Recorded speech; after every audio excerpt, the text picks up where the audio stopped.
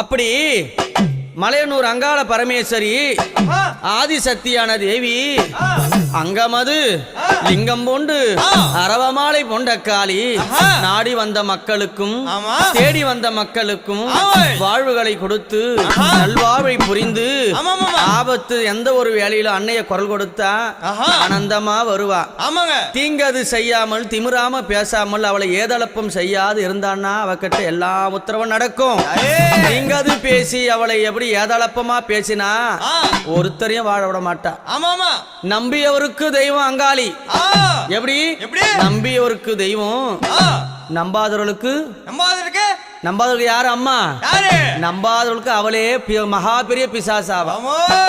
அப்பேர் கொண்ட சக்தி எங்க அம்மா எப்படி வரானா, எம்மா பழுத்த சட மார்பில் ஆட பச்சை போனோம் எழுந்தாட பத்தினியால